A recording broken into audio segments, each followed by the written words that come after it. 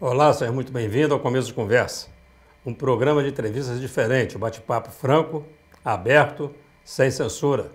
O Começo de Conversa é produzido pela UNEC TV e transmitido também pelas emissoras Super Canal TV e TV Sistec. Um programa que pode ser acompanhado também através das redes sociais.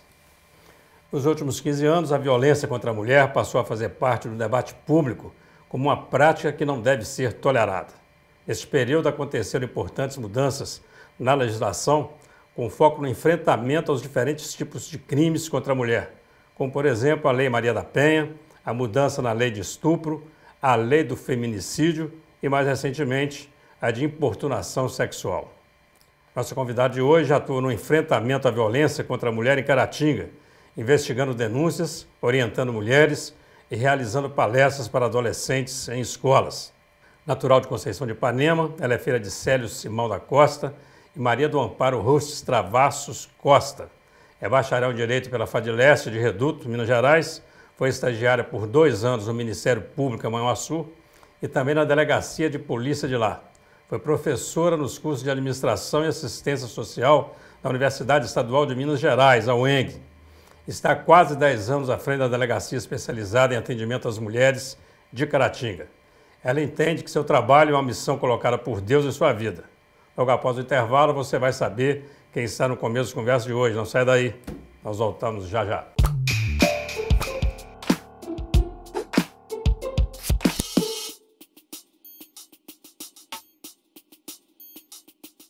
Olá, estamos iniciando o primeiro bloco de mais um Começo de Conversa, um programa produzido pela UNEC TV e transmitido também pela TV Sistec e TV Super Canal. Vamos agora ao quadro Você na Tela, no Começo de Conversa. Parabéns, professor Eugênio e toda a equipe do programa Começo de Conversa. Vocês têm brilhado aí na escolha dos temas e dos convidados. Eu acompanho todas as semanas e gosto muito. Os nossos agradecimentos, o nosso abraço à jornalista Marlise Silveira. Você também pode aparecer aqui no Começo de Conversa. Envie os seus comentários, a sua sugestão ou o seu recado através do WhatsApp 033 98899 2831. Segundo o levantamento realizado pelo Datafolha, entre fevereiro de 2018 e fevereiro de 2019, 1.600.000 mulheres foram agredidas no Brasil, sendo que 42% dos casos ocorreram no ambiente doméstico. Os dados são alarmantes. Nossa convidada de hoje é delegada, atua diretamente no combate à violência contra a mulher e está aqui para conversarmos um pouco sobre o seu trabalho. Seja muito bem-vinda, doutora Nayara Travassos. Eu que agradeço o convite, é sempre uma satisfação, né, estar falando para a população de Caratinga, que é um povo que eu amo muito, é uma cidade que eu amo muito. A senhora que é de Conceição de Ipanema, nasceu em Conceição de Ipanema, sua família mora lá? Mora lá. E a sua vinda para Caratinga veio por conta do trabalho? Isso, exatamente. Né? Eu nasci, cresci lá, né, lá eu fui educada, estudei na escola pública e depois eu fiz a faculdade. E depois de 2 anos de formada, fui aprovada no concurso, né, para delegado de polícia do estado de Minas Gerais. À época eu tinha 24 anos. Nova? É.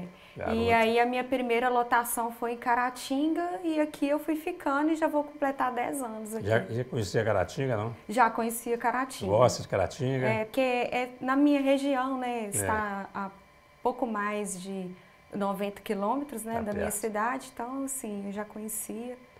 Já tinha vindo algumas vezes aqui, sim. Bacana.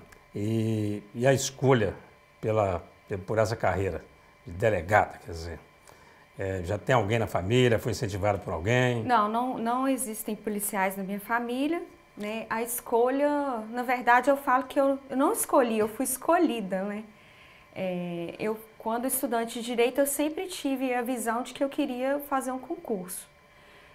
Mas eu não sabia onde Deus iria me colocar. Né, porque eu tenho uma fé cristã, né, então eu sabia que ele iria me colocar em algum lugar. Evidentemente que eu tive a minha parcela de esforço, né, estudei e as coisas foram convergindo para isso. Eu fui fazendo vários concursos, aí abri o concurso para delegada, eu fiz e fui passando por todas as fases e quando eu percebi, eu já havia sido escolhida, né, para essa missão.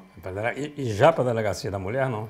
Sim, quando eu cheguei em Caratinga, a regional esperava alguns delegados. Na época, o delegado regional era o doutor Xingó, e quando eu cheguei para falar com ele, que eu estava, né, me apresentando, ele falou que havia a delegacia de atendimento à mulher que estava vaga, né? A minha antecessora era a doutora Dagmar, que é uma delegada muito conhecida aqui em Caratinga. Eu me recordo assim, que eu cheguei muito nova, né? E ele olhou para mim, olha, sua antecessora é a doutora Dagmar, hein? Você tá sabendo do peso que você... O próprio nome, né? Dagmar já é um nome forte, né? Vamos ver se você dá conta. Eu falei, não, doutor, pode me dar a missão, que eu vou dar conta sim. E ali ele me lotou na DEAN, na época era uma unidade separada, né? Foi uma época que a polícia tinha uma estrutura melhor, assim, no sentido assim, a gente tinha mais apoio da municipalidade, porque depois disso o Brasil passou também por uma crise muito grande.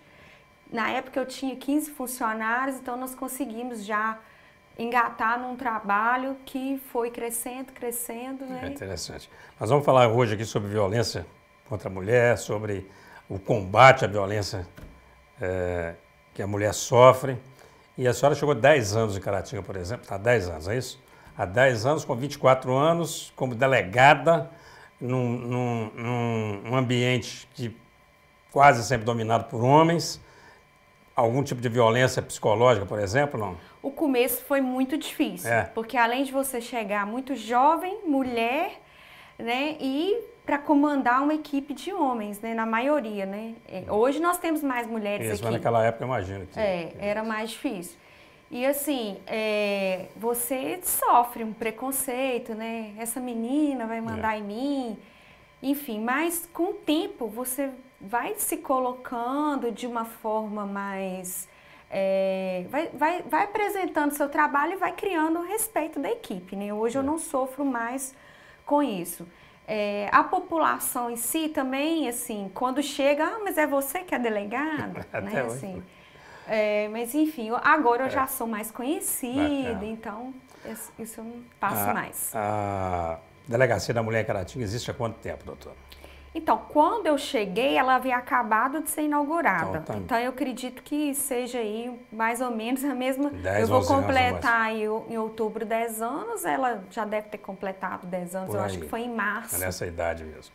A delegacia ela se apoia principalmente, quer dizer, as mulheres se apoiam na Lei Maria da Penha, que foi criada em 2006, né, para poder procurar a Delegacia da Mulher. Como que acontece esse atendimento? Quer dizer, porque a gente sabe de relatos que antes da existência da Delegacia da Mulher, quando a mulher chegava para relatar uma violência na delegacia, ela era quase que culpabilizada pela violência que sofria, né? Já tem um espaço propício, quer dizer, as mulheres procuram de fato a delegacia, o ambiente propício para isso, como que funciona então, isso? Antes da Lei 11.340, que foi apelidada Lei Maria da Penha por conta né, da Maria da Penha, da história dela, que foi uma mulher que sofreu violência e que viu o seu processo ser arrastado por muitos anos e não viu uma condenação para o seu agressor. E a partir disso ela engajou uma luta e o Brasil foi condenado pela Corte Interamericana de Direitos Humanos a criar uma legislação que protegesse as mulheres. Essa legislação, ela prevê isso, um atendimento especializado, uma punição mais severa, nem tanto a questão da pena, mas uma questão processual, porque antes não cabia prisão, todas essas coisas. Então hoje, a lei ela prevê uma equipe especializada, em regra, né, feita por mulheres para atender mulheres. Mas nós temos homens também na nossa equipe e em todas as delegacias de atendimento à mulher do Brasil, há homens também.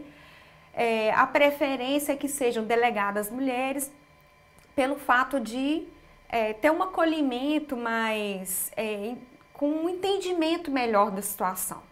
Então, as mulheres elas podem nos procurar tanto na delegacia de atendimento à mulher, quanto elas podem fazer denúncias anônimas, como podem procurar a Polícia Militar.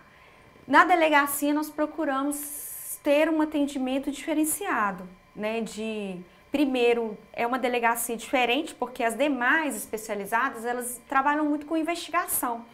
Nós já somos mais voltados para o acolhimento, né, porque nós já sabemos, na maioria das vezes, quem é o autor do fato, nós não precisamos identificar a autoria, então a gente busca acolher essas mulheres, conversar, aconselhar, tomar todas as providências cabíveis, jurídicas, orientar dos seus direitos, né? Enfim, é um atendimento que é um atendimento especializado. E então ele acontece desde ouvir a queixa da mulher que foi agredida e vai até que ponto? Até a delegacia da mulher, ela acompanha todo o processo, vai até, por exemplo, sei lá, a penalização do... Não, a Polícia Civil é uma polícia investigativa, né? A função da Polícia Civil é identificar o autor do fato, as circunstâncias do crime, os motivos, enfim, todo o arcabouço para que o Ministério Público processe ou não aquele autor do delito. Então, a nossa função ela termina na finalização da investigação. Né? A gente vai tomar as declarações daquela vítima, os depoimentos de eventuais testemunhas, as provas periciais, tudo aquilo que nós consigamos juntar elementos informativos de autoria, de materialidade delitiva, para que a gente encaminhe esse caderno investigatório, que é o inquérito policial, para o Ministério Público. Para ele fazer a denúncia. Para ele fazer a denúncia e, posteriormente, né, processar aquele autor perante o Poder Judiciário. O tempo aqui passa rápido demais, o assunto é muito interessante, nosso primeiro bloco está terminando, mas eu quero começar o segundo já ainda dentro desse assunto, que a senhora falasse para nós o seguinte, existe alguma garantia para a mulher, quer dizer, qual a segurança que a mulher tem de que ela pode ir na delegacia fazer uma denúncia e que durante o processo de instauração do processo, por exemplo, que o marido não vai ficar com raiva e vai bater mais ou vai matá-la, acontece casos de feminicídio. Eu quero voltar nisso, também quero falar ainda nesse ponto sobre quem é que pode denunciar e como que as pessoas podem denunciar uma agressão. Vamos só no nosso primeiro intervalo, estamos recebendo aqui a visita da delegada Nayara Travassos, conversa super interessante, daqui a pouco estaremos de volta, não sai daí.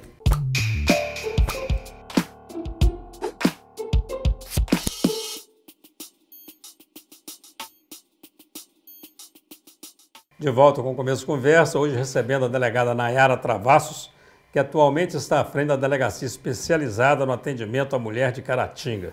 Doutora Nayara, vamos começar esse segundo bloco falando sobre isso. Que segurança que a mulher tem de que ela pode, de fato, fazer uma denúncia de agressão? Então, a Lei 11.340, ela trouxe alguns instrumentos, né? O mais conhecido, a medida protetiva, é uma medida cautelar que nós... ajudamos a mulher a requerer, porque é ela própria que requer, não é o delegado, como muitas pessoas pensam.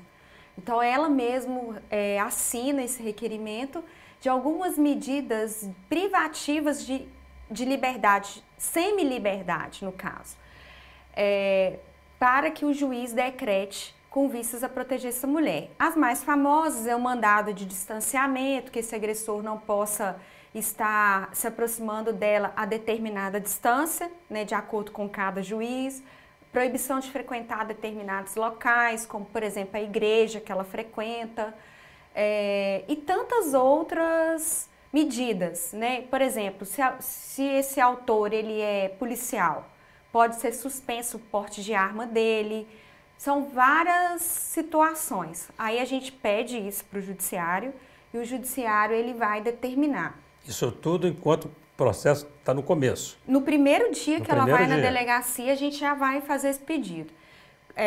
E quando o juiz decreta, né, fica estabelecido o seguinte, olha, eu vou decretar isso. Se você descumprir, eu vou decretar a sua prisão preventiva.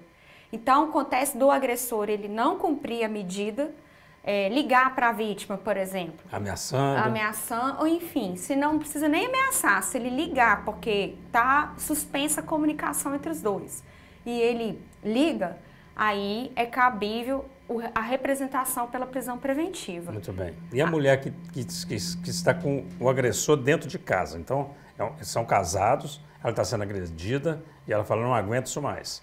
Aí ela vai lá, como que faz? É ela que sai de casa, ele que sai de casa? Então, o que acontece? Na medida protetiva, a gente pede a saída do agressor de casa. Muito bem. Ou ela também, ela pode sair de casa. Muitas mulheres optam por sair. Por exemplo, ir para a casa de um familiar, de alguém. E aí, muitas têm dúvida, mas eu vou perder meus direitos? Não, não perdem os seus direitos, nem elas e nem aquelas que não estão sofrendo violência, né? Sair de casa tem aquela... O abandono de lar, né? Aquela fantasia do abandono de lar que não existe. Ninguém perde seus direitos patrimoniais mais. Né? Então, ou ela sai, ou se ela não tem para onde ir, tem filhos, a gente pede que ele saia através da medida e ele tem que cumprir. O terceiro, quer dizer, eu estou percebendo, por exemplo, que está acontecendo uma agressão, a mulher está sendo agredida, ou parece que está sendo agredida, mas ela está calada e a mulher, às vezes, ela deixa de falar por vários motivos.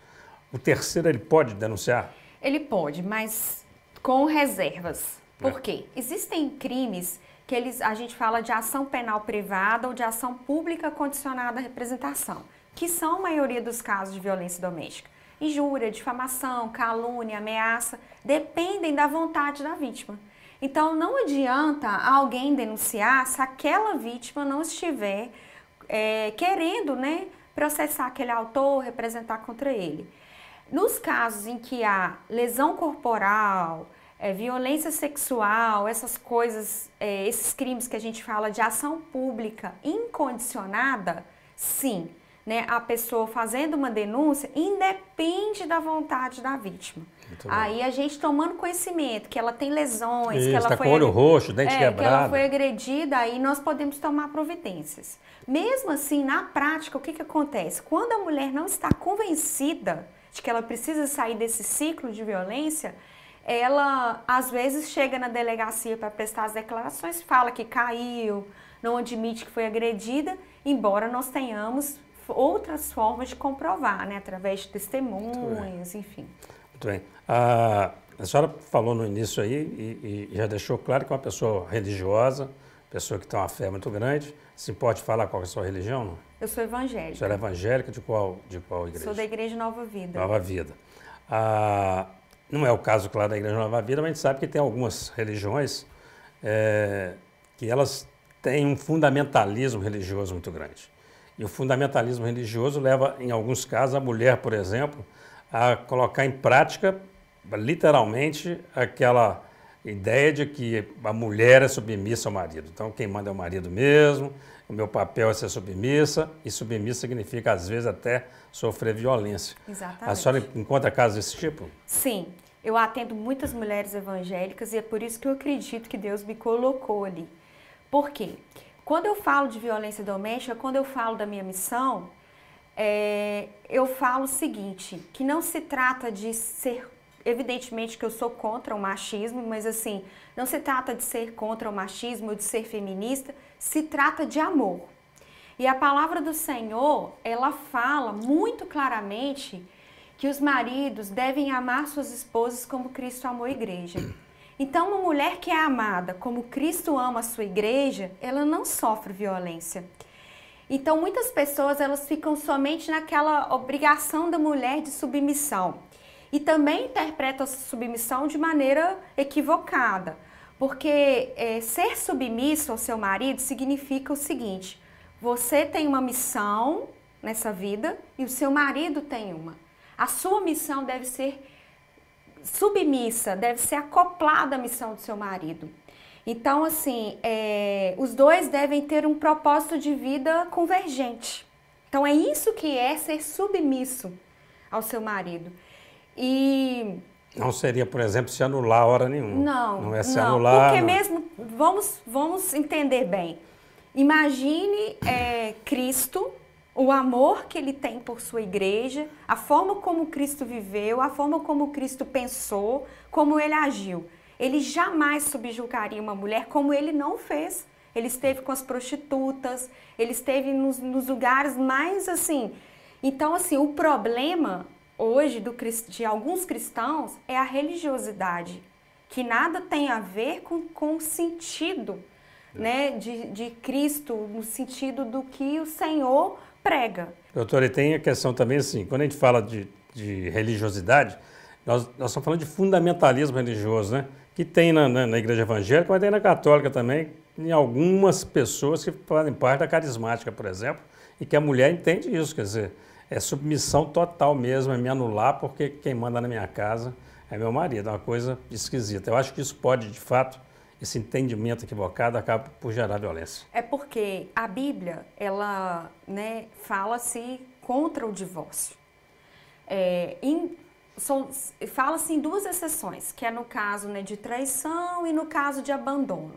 Então, para mim, um homem que violenta sua esposa, que agride ela, é um caso de abandono. É abandono, é. Eu acredito, assim, eu tenho toda certeza desse mundo que Jesus jamais exigiria que uma mulher ficasse num relacionamento apanhando. Não é esse o sentido do amor de Cristo. Então, assim, muitos pastores me convidam para falar em suas igrejas, para dar palestra, eu já fui em algumas, justamente por isso, porque existem muitas mulheres interpretando de uma religiosidade, né, de uma letra da lei, né? Até porque, assim, quem agride é porque não gosta, né? Então, ou não gosta de mulher, ou não gosta daquela mulher, mas de qualquer forma está abandonando mesmo, abandona mesmo, falando, não estou te querendo mais, estou te agredindo. Exatamente. E a pessoa que é agredida tem que entender isso. Exatamente. Né? O nosso presidente, ele tem uma posição sobre a questão da posse de arma e agora do porte de arma, inclusive liberou agora para jornalistas, parece, para parlamentares. E recentemente ele teve uma declaração dele que causou aí um reboliço, quando ele estava falando sobre o turismo sexual, e aí ele falou, podem vir aqui, querem fazer turismo sexual, nossas mulheres estão aqui à disposição. Isso não é violência contra a mulher? O que eu costumo falar? O machismo, ele é um pensamento milenar. E o machismo, o Brasil ainda, né, muito machista.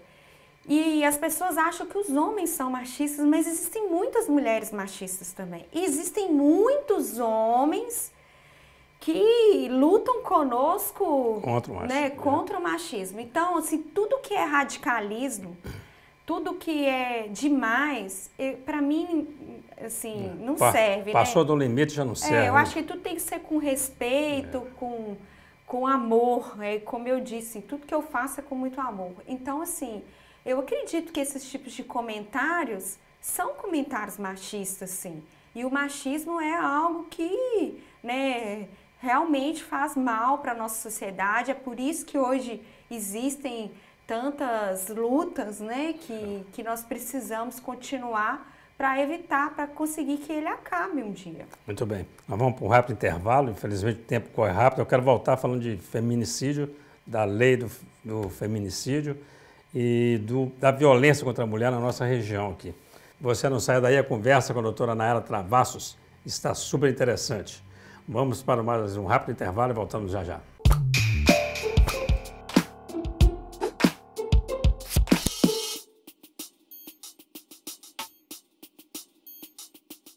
Olá, estamos de volta com o Começo de Conversa. Você que chegou aí agora vai poder acompanhar o terceiro e último bloco de uma entrevista sensacional com a delegada Nayara Travassos, que está nos falando um pouco sobre o trabalho realizado na Delegacia da Mulher. Feminicídio, doutora. E a lei do feminicídio. Só tem percebido, tem um aumento de fato de morte de mulheres recentemente, ou na verdade as mulheres ou é a mídia que está tendo mais acesso, a violência contra a mulher tem aumentado, ou é a mulher que está com mais coragem de falar? Como é que a senhora tem visto esse processo todo? Eu acredito que é uma soma, né? Assim, evidentemente que a mídia tem divulgado muito mais, tem se interessado muito mais, com esse tempo todo da lei que combate a violência doméstica. As mulheres estão sentindo que tem mais espaço para falar, as mulheres estão ficando muito mais empoderadas também, tendo conhecimento dos seus direitos, enfim, tudo isso. E isso, consequentemente, né, traz novas denúncias, as coisas aparecem mais, né, são mais divulgadas. Mas eu sinto, assim, até vendo por Caratinga, eu sinto que Caratinga teve um aumento do índice de violência doméstica, né? De quando eu vim para hoje. Quando eu vim, a gente tinha um número de inquéritos. Hoje eu já estou batendo quase 2.000 inquéritos. Então, a gente sente. Graças a Deus, nós temos aqui um índice muito pequeno de feminicídio, né? Porque por toda a divulgação que a gente faz, o apoio que a gente dá, e talvez nós não tenhamos agressores com esse perfil, né? Mas, enfim. Chegar a vias de fato, né? Mas de agredir tem, né? Aliás, sobre agressão, quais são os tipos de agressões que a gente pode considerar que a mulher possa sofrer, por exemplo? Então, essa lei, ela tipifica não, porque ela não cria crimes. Ela define os tipos de violência que seriam quando fala assim de violência doméstica, fala-se muito da agressão física, né? Os próprios agressores, eles falam para mim, doutora, mas eu não bati nela, né? Eles não têm conhecimento do que aquilo que eles estão fazendo é abusivo. Então, o primeiro deles é a violência física, né? Que é basicamente a lesão corporal, as vias de fato. Também temos a violência sexual, que é muito, né, também um índice muito elevado, dos crimes de estupro, importunação sexual e tantos outros. A gente tem a violência patrimonial, que muitas vezes não é entendida, mas acontece muito. Por exemplo, um agressor que quebra o aparelho celular da vítima, isso é sempre que acontece, ou um computador, ou faz com que a vítima assine para vender um imóvel, ou um bem que ela não queira, enfim.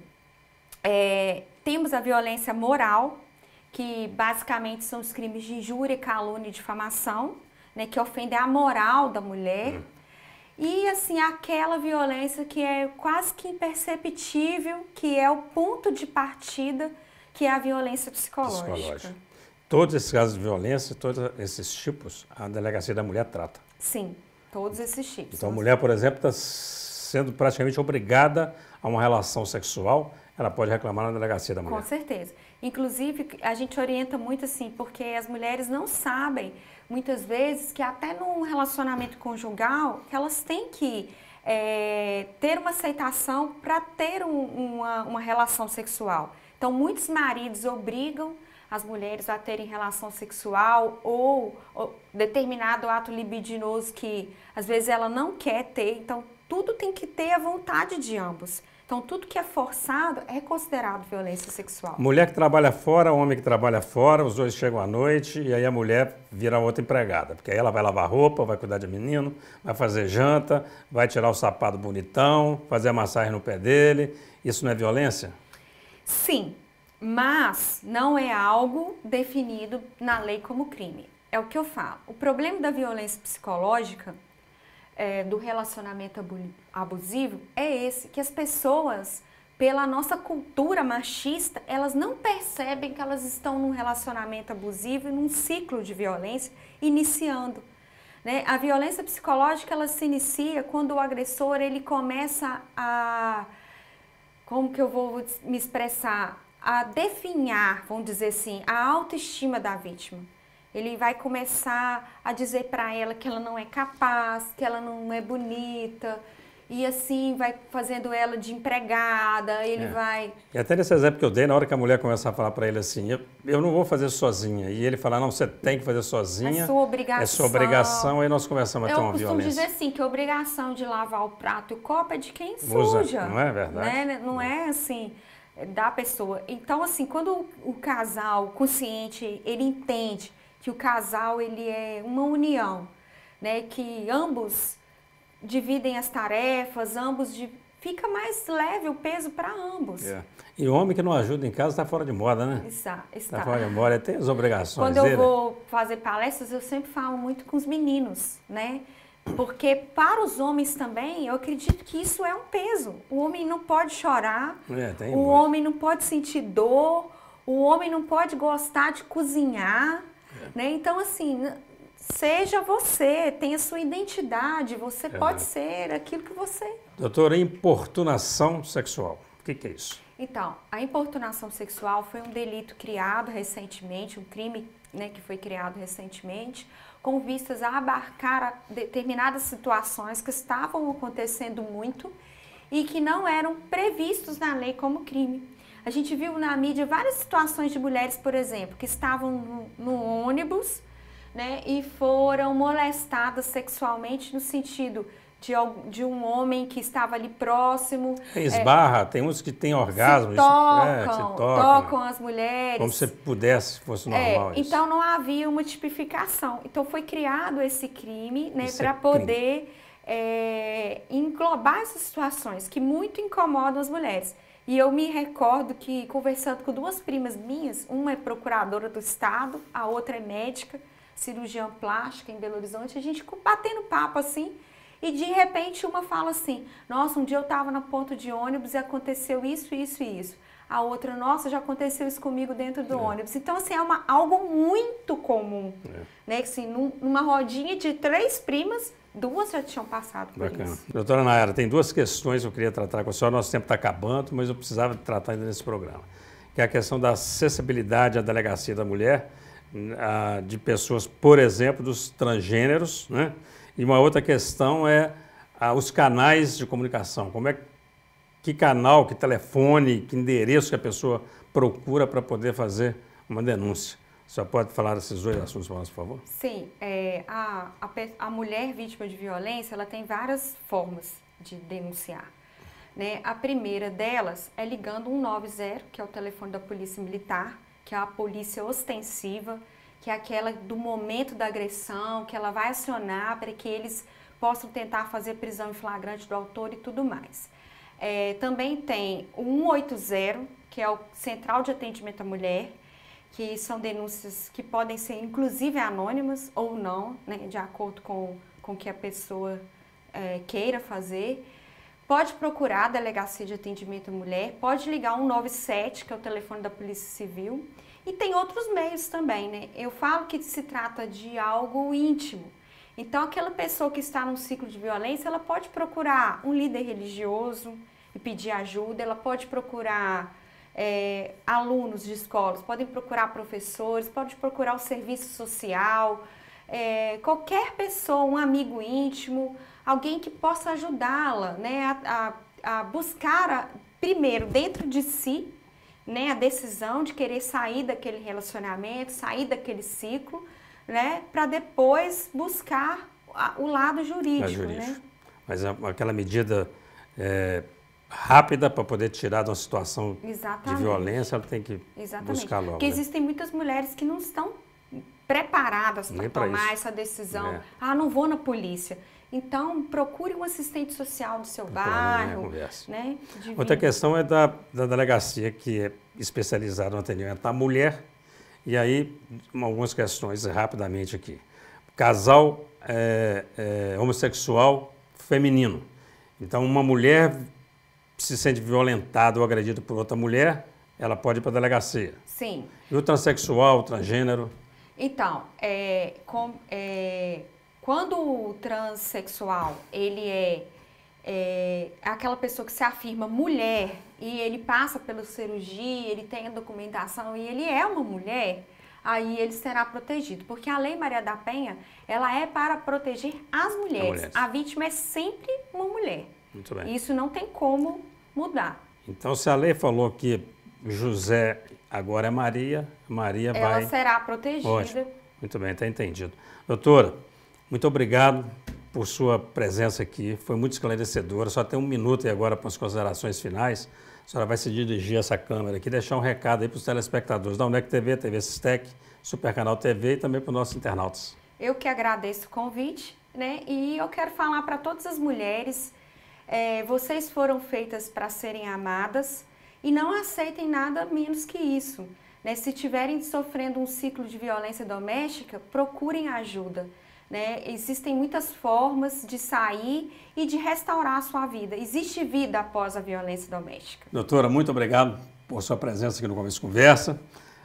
O programa está à sua disposição, à disposição da Delegacia da Mulher. Foi muito esclarecedora a sua entrevista. E assim nós encerramos o Começo de Conversa de hoje. Agradecemos à delegada Nayara Travassos pela presença e pela participação. Um grande abraço a você que nos acompanha e até a próxima, se Deus quiser.